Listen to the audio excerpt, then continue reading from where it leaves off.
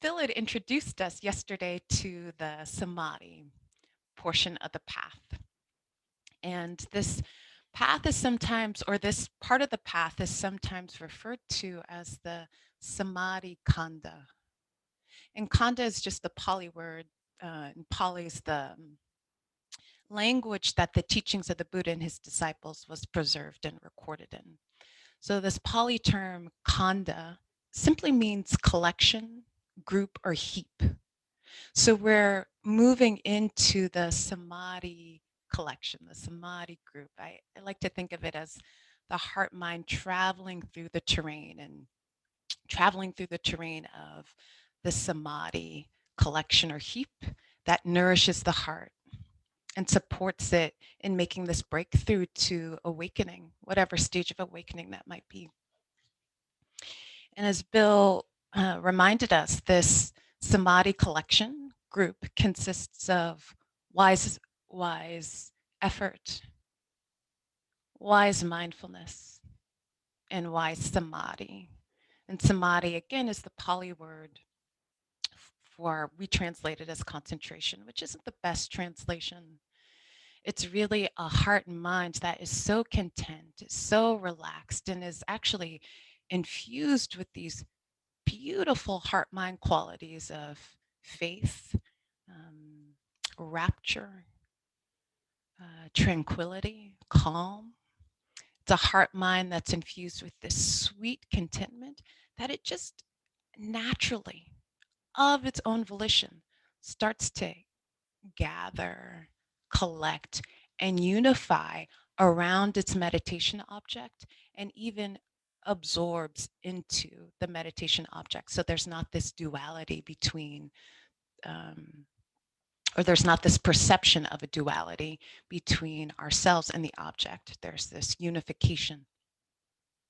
So uh, concentration isn't, like I said, the best word for this. I like to use absorbed, non-distracted, gathered, collected quality of attention and gathered energy of the heart mind. And you can even feel it in the body too.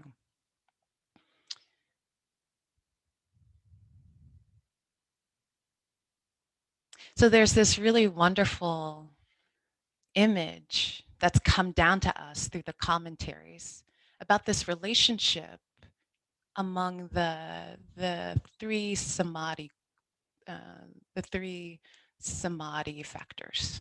We've got, as I said, wise effort, wise mindfulness, and wise samadhi. And this is how it was told to me. There were three boys on their way to a party, and they passed this park, and in the park are these tall trees. And at the top, these trees have these really beautiful flowers, and they want to pick one of the flowers. I don't know for what purpose. I don't know if they wanted to use the flower as a garland or to offer it to the host of this party, but they wanted to pick a flower in these trees. So they go into the park, and even the tallest boy can't actually reach the flower. So a wise effort gets on his hands and knees and offers his back.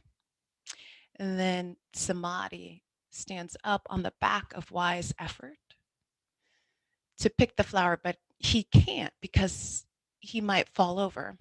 So then mindfulness comes in and offers his shoulder to samadhi, steady samadhi, so that you can pick the flower. Isn't that a beautiful image? These three working in concert together to pick the flower of insight. Right? And this wise effort is energy directed towards liberation. Right? Helps us to stay steady. And it's not a forceful energy, it's just a sustained energy. And then we have mindfulness. So we arouse mindfulness, we arouse it, we develop it, it grows in maturity, and we direct that mindfulness, the suttas tell us, to the four establishments of mindfulness: the body, feeling tone, the heart, mind, and dhammas, which we'll talk about when we unpack each of these um, factors of the Noble Eightfold Path and the factors of the Samadhi group. And wise effort, mindfulness, support the gathering and collecting the energies of the heart mind. So again, that we can pick the flower of insight. So a lot of cool things can happen once the mind starts to gather and collect a lot of wonderful kind of experiences that we can start to grasp and hold on to and think that's the point of the practice, but it's not.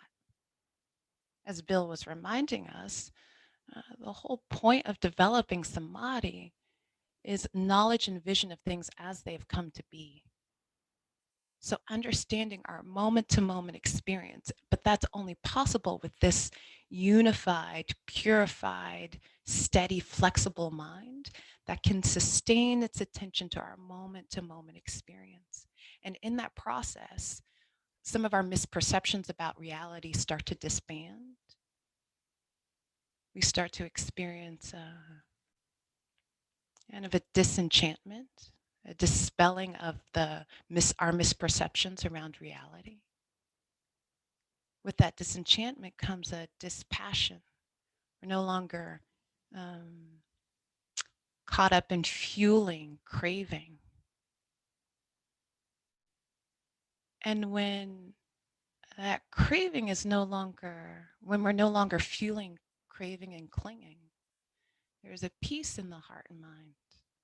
We start to taste what a free heart and mind actually feels like, what a free heart, a heart, mind, and a body that is free of this strategy of craving, right?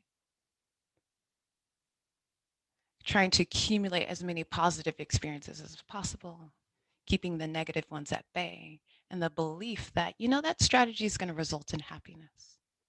So we start to let go of that process through having seen how things actually are, knowledge and vision of things as they have come to be. And there's this cessation, this experience of peace,